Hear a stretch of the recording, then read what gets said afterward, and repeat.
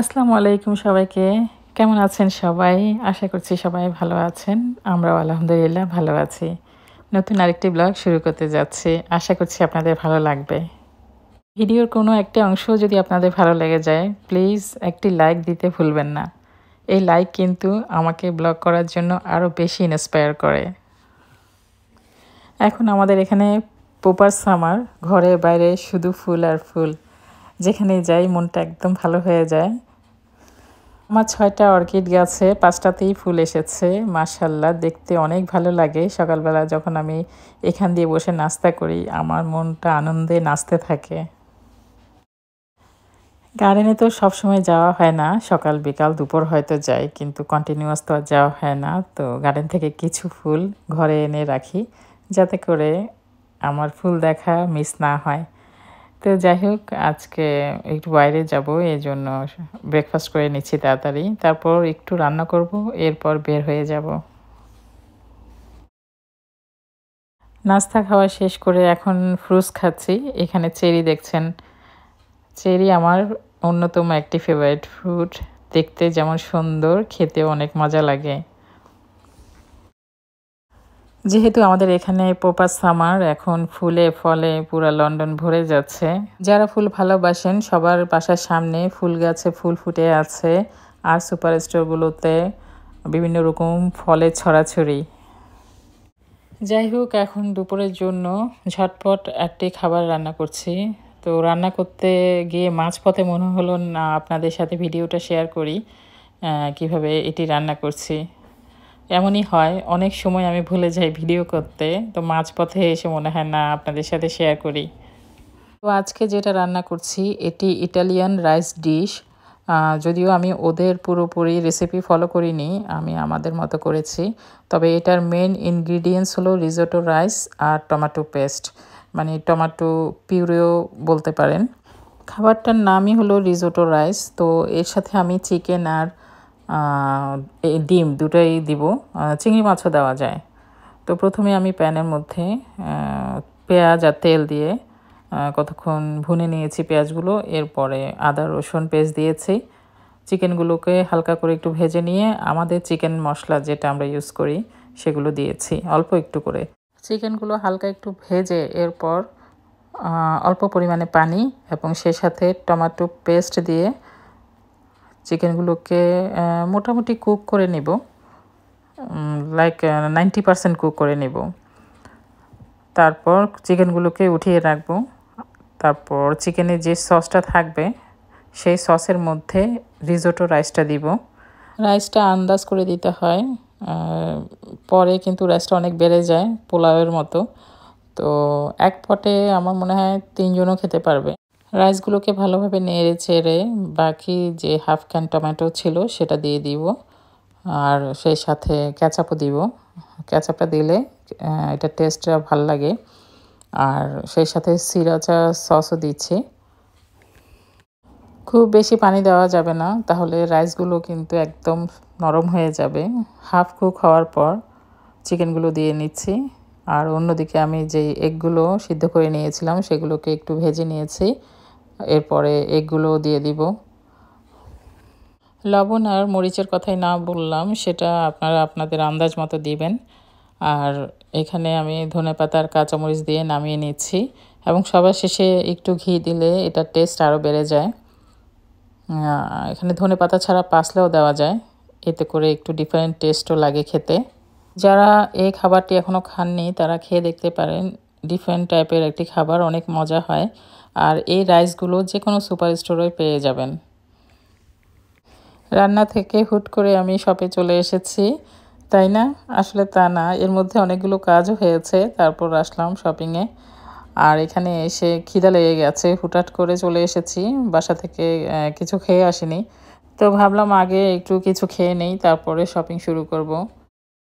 এই শপিং সেন্টারটা অনেক আগে থেকেই রিফার্বিশের কাজ করার কথা, এজন্য অনেকগুলো শপ বন্ধ হয়ে যাচ্ছে।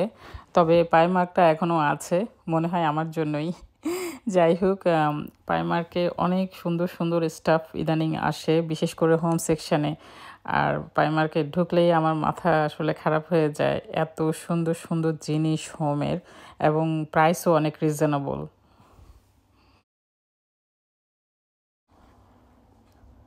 জিনিসগুলো দেখছি আর ভাবছি আল্লাহ তাআলা মানুষকে কত বুদ্ধি দিয়েছেন এত সুন্দর সুন্দর জিনিস বানানোর। লন্ডনে সামার আসলে আমরা সবাই অনেক এনজয় করি। এই সময় খাবার-দাবার, ঘোরাঘুরি, কেনাকাটা অনেক বেড়ে যায়। আর এটার একটা অবশ্য বিশেষ কারণ আছে। শীতপ্রধান দেশগুলোতে বছরের বেশিরভাগই শীত থাকে। এরপর আছে অন্ধকার, গুটি গুটি বৃষ্টি, ঠান্ডা বাতাস, এগুলো কাটিয়ে যখন আমরা সূর্যের মুখ দেখি সামার টাইমে, তখন আমাদের অনেক ভালো লাগে। মনে হয় যে আমরা সবাই নতুন জীবন ফিরে পাই। আর আসলে এটা প্রকৃতির নিয়মও। যেমন দিনের শেষে রাত যখন আসে আমরা একটু মন খারাপ হয়ে যায় আমাদের। কিন্তু রাতের পরে যখন দিনটা আবার শুরু হয় তখন কত ভালো লাগে। তো প্রত্যেকটা জিনিসই আসলে জীবনে এমন। সুখের পরে দুঃখ, দুঃখের পরে সুখটা, এই যে কত ভালো লাগে আমাদের। তো আমরা যদি সবসময় সুখে থাকতাম আমরা কিন্তু সেটার মূল্য বুঝতাম না। তো প্রত্যেকটা জিনিসই আসলে বিশেষ যোগসূত্র আছে। আমরা অনেকে হয়তো এটা বুঝতে পারি না। কলা আর তরমুজের ডেকোরেশন পিসগুলো দেখতে অনেক সুন্দর লাগছে। এতদিন লন্ডনে ছিলাম, কখনো এ ধরনের নতুন ক্রিয়েটিভ কিছু দেখিনি। মানুষের বুদ্ধি মনে হয় দিন দিন বেড়েই চলেছে। আর অন্যদিকে আমার তো বুদ্ধিশুদ্ধি দিন দিন লোপ পাচ্ছে। যাই হোক, এই যে ফ্লাওয়ার ভ্যাসটা এত সুন্দর লাগছে আমার কাছে, এটা একটা নিয়ে নিয়েছি। প্রাইমার্কের জিনিসপত্র আমার কাছে কেন বেশি ভালো লাগে, কারণ এগুলো রিজনেবল প্রাইসের। তো কিনতে গেলে খুব একটা খারাপ লাগে না। আর আমি যেহেতু কয়েকদিন পর পর বাসার ডেকোরেশনগুলো চেঞ্জ করি, তো আমার জন্য ইজি হয়ে যায় ঘর সাজাতে। নেক্সট কিংবা H&M এর হোম সেকশানে জিনিসপত্রের যেই দাম, মানে বিশেষ করে কোভিডের পর থেকে প্রত্যেকটা শপে জিনিসপত্র অনেক দাম বেড়ে গেছে। তো সেই হিসাবে প্রাইমার্কের জিনিসপত্র রিজনেবলই মনে হয়। আসলে অন্য একটা কারণে এই শপিং সেন্টারে এসেছিলাম। তো কাজটা করে আর প্রাইমার্ক থেকে টুকটাক শপিং করে এখন বাসায় চলে যাচ্ছি। বাসায় যেতে যেতে আপুদের কাছে একটা রিকোয়েস্ট করছি, যারা নিয়মিত আমার ভিডিওগুলো দেখেন তারা আমাকে সাজেশন দিবেন যে কী ধরনের ব্লগগুলো আপনাদের ভালো লাগে। আর এটাও বলবেন যে কোন দিকে আমার ইমপ্রুভ করা দরকার। কেউ তো আসলে পারফেক্ট না, অবশ্যই সবার ভুল ত্রুটি থাকে। তো আমি চেষ্টা করব যতদূর সম্ভব আপনাদের মনের মতো করে ভিডিও করতে। অনেকেই হয়তো ভাববেন যে ভিডিও করে ব্লগ ছেড়ে দেওয়াই হলো ব্লগারদের কাজ। আমি জানি না, সেটা হয়তো হতেও পারে কারো কারো ক্ষেত্রে, বাট আমি চেষ্টা করি আমার ভিডিওগুলোকে যত্ন করে আপনাদের কাছে উপস্থাপন করতে। আর যখন আপনারা লাইক কিংবা সুন্দর কোনো একটা কমেন্ট করেন তখন মনে হয় যে আমার এত কষ্ট সার্থক। তো দেখছেন আমার ফুলদানি আর ফুলগুলো সাজিয়ে দিলাম। তো যাই হোক, বিকালে এখন বাচ্চাদের জন্য প্যানকেক বানাতে আসলাম। তো এই প্যানকেকের প্যানটা আমি আলি এক্সপ্রেস থেকে অর্ডার দিয়েছিলাম। তো আজকেই প্রথম আমি ইউজ করছি। প্রথমে মনে হয়েছিল দেখে যে আসলে জিনিসটা ভালো, অনেক সুন্দর এবং হেভি, কিন্তু যখন প্যানকেক বানাচ্ছিলাম কেমন যেন পুড়ে পুড়ে যাচ্ছিল। তো দেখি আরও দু একবার বানিয়ে দেখব, আর তা না হলে হয়তো ফেলে দিতে হবে। এক সাইড পুরোপুরি হচ্ছিল না, এই জন্য আমি উল্টাচ্ছিলাম না। উল্টিয়ে দেখলাম যে অন্য সাইড পুড়ে গেছে। তো যাই হোক, সস্তায় তিন অবস্থা আর কি। সুবহানাল্লাহ, আল্লাহর কি অপরূপ সৃষ্টি, এত সুন্দর ফুল। আবার এখানে এসে মৌমাছি বসছিল, আমার এত ভালো লাগছিল, এই জন্য ভিডিও করে নিয়েছি। এই ভিডিও ক্লিপটি পরের দিনের। তো আমি নুরাতকে স্কুলে ড্রপ করে মরিসন থেকে শপিং করে এনেছি। আজকে শপিংয়ে গিয়ে একটি লাভ হয়েছে, ফ্রিতে একটি কাচের বল পেয়েছি। আসলে যারা মরিসনে শপিং করে, যাদের মোর কার্ড থাকে, তা সেখানে কিছু পয়েন্ট জমা হয়। তো আজকে লাকিলি আমার পয়েন্টগুলো ম্যাচ হয়েছে। তো এখানে আরও পয়েন্ট থাকে, যেমন কেউ 30, কেউ 60, কেউ 90 এরকম পায়। তো সেটার উপর ডিপেন্ড করে কে কোন সাইজের বলটি পাবেন। তো আমি আজকে এটা পেয়েছি।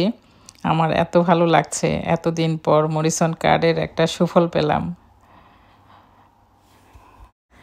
যেহেতু বাচ্চাদের ঘর, প্রায় প্রতি সপ্তাহে টুকিটাকি বাজার তো লাগেই। আর যেহেতু গাড়ি নিয়ে যায় কাজে, তো প্রায় আমার এভাবে করে ট্রলিতে নিয়ে বাজার আনতে হয়। তো মাঝে মাঝে খুব বিরক্ত লাগে, আবার মাঝে মাঝে মনে হয় এই জন্যই তো জীবন, খাবো দাবো আর ঘুমাবো, তাই না? এই টুকিটাকি বাজারগুলো আমরা সুপার স্টোর থেকে করে থাকি। আর বড় শপিং যেগুলি মাছ মাংস, ওগুলো আমরা ইস্ট লন্ডন থেকেই শপিং করি। তবে এবার ইস্ট লন্ডনে যাওয়া হয়নি, ও বিজি থাকায়। আর এর মধ্যে আমাদের মেহমানও আসবে, তো ও বলল অনলাইন থেকে অর্ডার দিই। এই প্রথম আমরা অনলাইন থেকে চিকেন অর্ডার দিয়েছি, মানে চিকেন জাতীয় সব কিছু, whole chicken, chicken breast, chicken wings, আরও বাচ্চাদের জন্য কিছু স্ন্যাক্স ফ্রোজেন, এগুলো অর্ডার দিয়েছি। সে তো অনলাইনে অর্ডার দিয়ে বেঁচে গেছে, আর সব কিছু আমার করতে হয়েছে। যেহেতু আজকে থার্সডে, ও অফিসে চলে গেছে, আমার একা একা এত কিছু হ্যান্ডেল করতে হয়েছে। এখানে কিছু বার্গারের প্যাটি দেখছেন, এখানে প্রায় 10 কিলো বার্গার হবে। আর অন্যদিকে হোল চিকেনে এনেছে 10 কি 15টা। আর অন্যান্য চিকেন যে আইটেমগুলো, chicken wings, chicken breast, leg and থাই, এগুলো 10 কেজি করে করে। তো আমার 12টা বেজেছে আর কি। যেভাবে এনেছে এভাবে তো আর রেখে দেওয়া যায় না, আলাদা আলাদা প্যাকেটে ঢুকিয়ে রাখতে হবে, তা না হলে তো ফ্রিজে জায়গা হবে না। এর মধ্যে ল্যামও অর্ডার দিয়েছে, এখানে 5 কেজির মতো ল্যাম আছে, ল্যাম চাপ আছে। তো দেখে মনে হচ্ছে ভালোই। দেখা যাক, এবার ইউজ করে দেখি আমরা, তাহলে আমরা অনলাইন থেকেই অর্ডার দিব এত দূরে যাওয়ার থেকে। তবে এখানে যেটা পাওয়া যায়নি আসলে আমাদের দেশি মাছ সবজি, ওগুলি মিস করব। তো ওগুলির জন্য হয়তো আবার সেখানে যেতে হবে, মানে ইস্ট লন্ডনে যেতে হবে। তো আমি আসলে এইসব ভিডিও করছি আমার বাংলাদেশি আপুদের জন্য। এখানে যারা থাকেন তারা তো এসব অবশ্যই জানেন। তো এখন আমি একটি ক্যারট কেক বানিয়ে নিচ্ছি ঝটপট বিকালের জন্য, খুবই সিম্পল করে। বিকালে চায়ের সাথে ক্যারট কেক খেতে আমার কাছে অনেক ভালো লাগে। আর এই কেকের রেসিপি দেওয়ার প্রয়োজন মনে করছি না, সবাই কিন্তু এখন ঘরে ঘরে অনেক ভালো কেক বানান, আমি মনে করি। তবে এটা সত্য যে ওভেনের টেম্পারেচার, ইনগ্রিডিয়েন্টস ঠিকমতো না হলে, লাইক মেজারমেন্ট ঠিকমতো না হলে কেক কিন্তু ফ্লপ হয়ে যায়। প্রপার কেক বানাতে হলে অনেক বেশি প্র্যাকটিস লাগে, একদিনে তো আর হয় না। তো যাই হোক,